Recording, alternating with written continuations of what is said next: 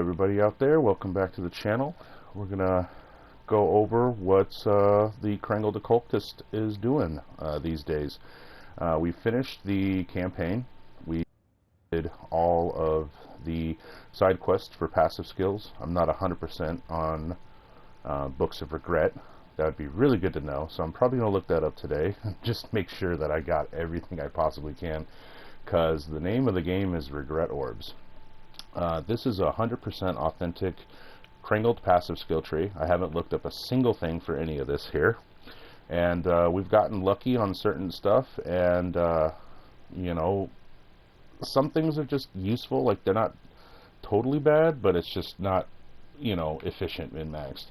And we're starting to hit the for sure. I've done a couple of maps already, and you could feel it in the maps. Like, yeah, it's rough. It's a lot like Ruthless, but you just hit harder.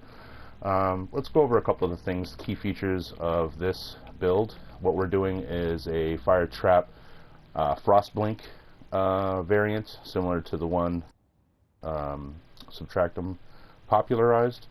Early on, I found Graceful Assault, and you know, that's great. Early on, it's not the best, but you know what? It was a good addition to have. Graceful Assault right here is one of the first nodes I got. I was very happy with that.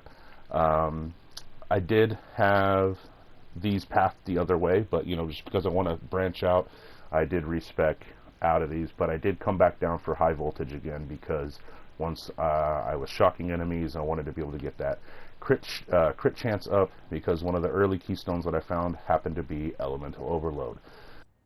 The Lord, this was great. Great addition to the build. We're trying to do elemental damage, trying to get as much damage nodes as we can on the tree, life nodes as well, etc. Curse Mastery here, because this build is going to rely on actually getting freeze and shock and ignite chance. Not shock, everything will shock, but as far as the ignite chance, or I think we do still need the 20%. I'm not 100% on it with the Ascendancy. We'll get there. But Curse Mastery for the 20% chance to ignite, freeze, and shock. That's great. We also run Elemental Proliferation on our main clear skill, so that I think it totals up to about 86% chance to ignite, which is lovely. But we have this Curse Mastery here. I found a Reservation Mastery here with some insightfulness. Not too bad, but I'm getting little bits of crit here and there. I do have Mana Reservation here and there. That's pretty nice. I took Butchery just to get to the Trap Mastery. I don't know how well this is working for me, so I might actually switch this out for maybe Recovery, just because Fire Trap doesn't really throw multiple traps and it doesn't really do a whole lot. But I do have this 8% and then another 10% down here for 18% chance for traps to trigger an additional time. I don't know if that's really that big a deal. I've done fire traps a few times and we never really did that, so I don't know, but it's something. More crit strike over here. It's pretty nice. Projectile damage doesn't hurt. We do use cremation for single target. Vampirism, this is great. This is actually kind of a hidden layer on this build. A few sources of recovery on kill, plus percent damage taken recoup as life. I think I have around 20% damage taken recouped as life, but this comes in clutch from time to time, so it's really nice. And then I think I just stopped down here, the spell damage node, and then yeah, I think this mastery doesn't really do much for me. I can't remember.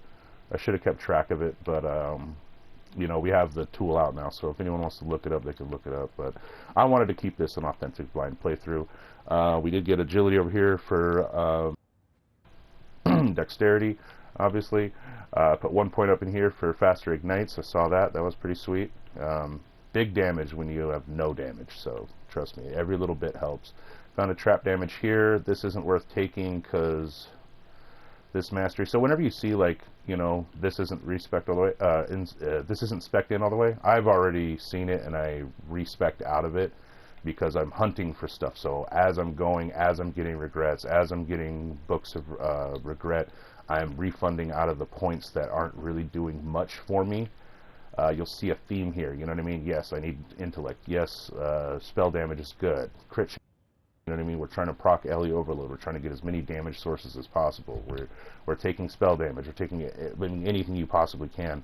We're taking. So you'll see a theme that it's just like, if it's not 100% useful, I cut it out. Same with this Heart of Darkness. I think this mastery is like a energy shield evasion mastery. So I cut those two out because I don't really need those. I'll take trap throwing speed though.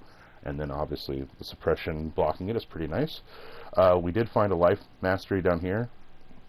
Thank God, because it's the only one I have, and it's pretty nice. This is another efficacy of skills, pretty nice.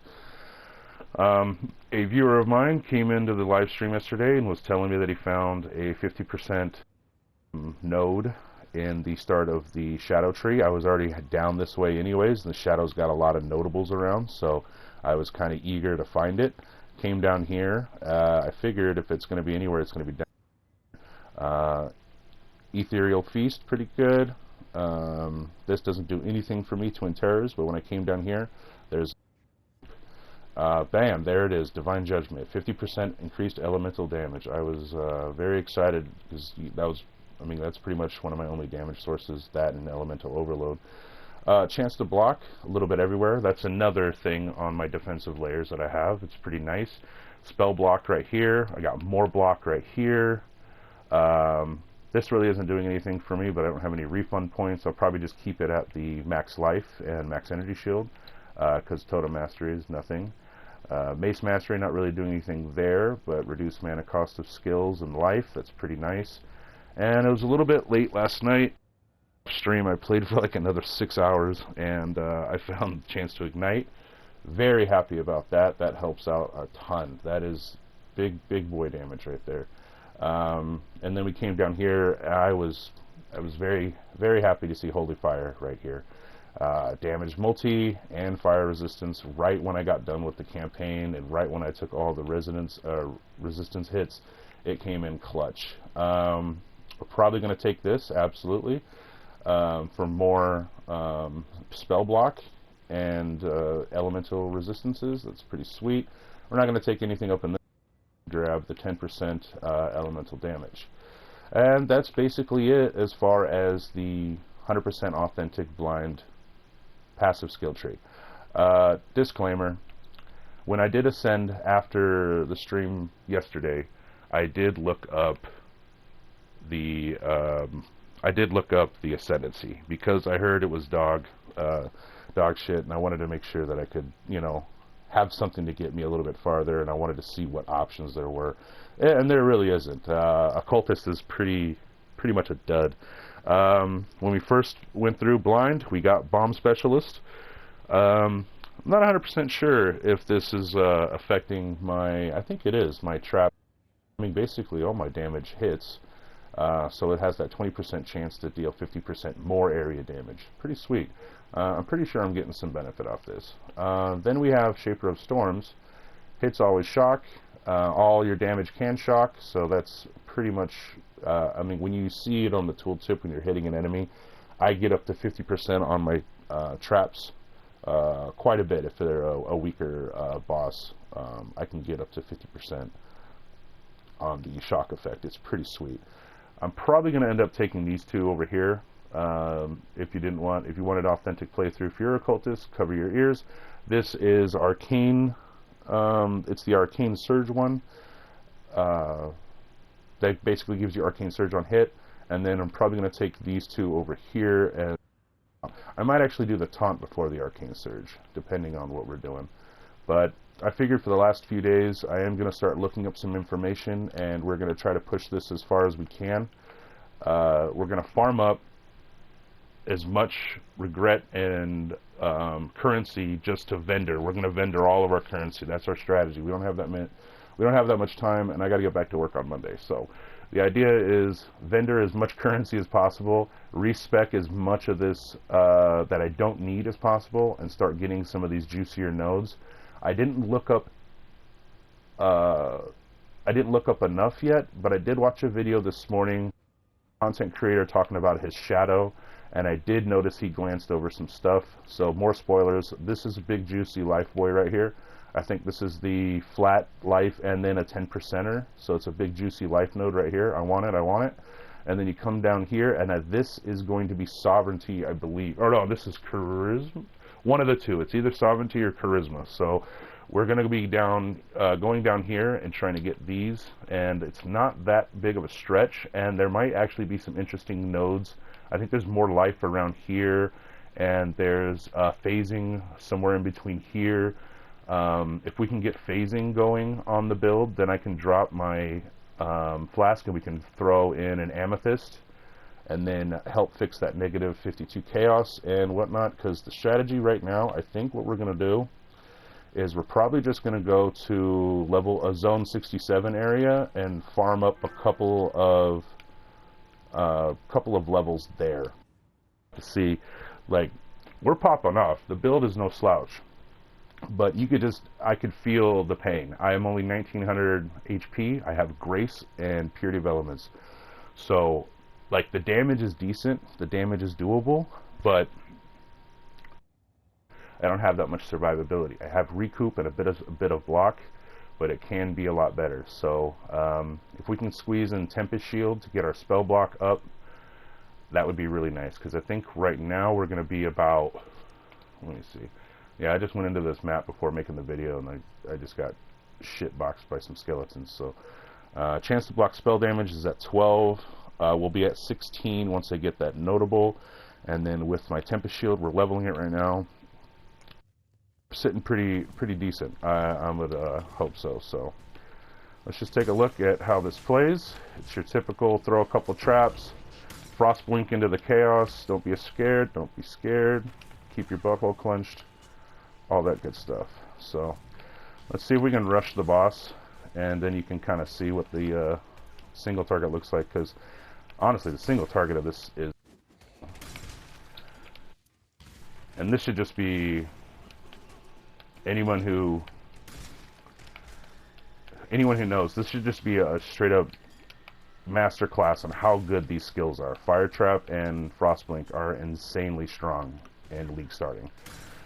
I have no optimized skills, and we are still popping off like this. So the idea is you just shield charge around. Make sure your flasks are up, because we need to use an enduring mana, because we have no mana. Don't get hit by those boys. Oh, and die. Oh, don't die. Oh, recoup, baby. Oh, I'm scared. Oh. Yes, we're going to go down to I think we're going to go to a 67 zone and farm up a few levels. I think that's going to be the strategy here. And then we're just going to vendor every rare and every single jeweler 6-socket that we get, and we are going to buy as many regrets as we possibly can. Is this the boss? Oh, that's the boss. Oh. Well, I could have dropped him a lot faster if I would have known it was the boss. Well, that's about it. I'm going to go ahead and finish this map up, but I'm going to keep it there. Let's go over some of the poopy gear that we got before we end it. It's a fun thing me and my buddies like to do, to see who's got the shittier gear on. So cue the carnival music in your heads while we go through this. First on the docket, we have the Grimcrack Ritual Scepter. Oh my god, it's poopy. I think this was like, I don't know, Act 4, 5, maybe, I don't know, some Volside area I got it. And it had a +2 level of fire spell skills with 50% spell damage and some intellect. I was like, yay, I'll take it, but it's still poopy. Next poopy helmet we have on the docket is the Wraith Visage. 25 life, 10 rarity, and crickets, ladies and gentlemen, crickets. Let's take a look at this shield. I challenge anyone to show me a poopier shield than this. Wait, maybe not. I'd be surprised. Well, we've gotten pretty far on this poopy shield. The only thing we got here is plus level to fire spell skills, and slap some lightning resist on, and we call it a day. Same thing with these poopy gloves. Literally anything could be better than these. Shit, I need to get these replaced ASAP. Unfortunately, I think moving right along, something that's not so poopy. Hey, we actually have a decent stat here. 30% movement speed, 67 life, a little bit of strength, and some lightning resistance. Oh god. And this, ladies and gentlemen, is my beautiful Stygian Vice. We're going to go throw a decent craft on here. I don't know, probably just trap throwing speed or something along those lines. I'm not quite sure. Hybrid res once I start doing some June to get some more chaos res or something like that. I farmed the blood aqueducts for, I don't know, maybe, and I've been doing abysses. I just wanted to get a Stygian Vice. I probably chaos spammed this like 2 chaos and then landed on these and called it a day. Threw in my best eye jewel, which happened to be just some life and global crit. Anything we can do to get that crit up so that we can keep the elemental overload proc is always good. I found this doing the blood aqueduct farm. Not too bad. I think I hit it with a what do you call those? The cold res essence, one of the lower tier ones. I just slapped it on and then I got these numbers, so it's like whatever, let's call it. Then we have Poopy 2 Stone number 1. Not like the poopiest, but you know, it's up there. It's got some res and got some life, that's not bad. And then number 2, we have same situation, res and some life, you know, not too bad. I did drop this some time ago. It might have been on the Blood Aqueduct farm, but we slapped it on because we have such little damage sources. This is actually huge for the build, to believe it or not. It's quite nice. So, natural hierarchy, Rot Feather Talisman. Okay, so that's fun. Yeah, definitely a decent amount of damage there, I guess. Not really sure if that's giving me a whole lot, but it's making my Frostblink pop off a little bit better. All I did was slap some transmutes onto my utility flasks. I got a Corrupting Blood Flask, finally. And then the only thing you need is an Enduring Mana, and you can basically you can do anything. The world is your oyster at that point. This would preferably be a eternal. I think they last longer, so 5 seconds isn't really much. You can see it just falls off pretty quick, but hey, it's enough, and you get so beggars can't be choosers. I'm gonna go ahead and leave it at that. If you stuck around this far, man, I would really appreciate the like, follow, subscribe, all that jazz. I'm gonna be going live most weekends. Probably a little bit later today. Got a few things I want to do around the house, but check out for the live stream later today, and we're going to be working on that farming strategy that I was talking about, getting up the currency to respec some of these points, and we're going to do a little bit of research off stream and find out a good path to go on. See if we can get the first 2 bosses down at least. So that's my goal. Don't think it's going to happen today. Maybe Monday, Tuesday. Perhaps, we will see. But for the most part, this is me signing off. Everybody out. Take care. Peace, peace.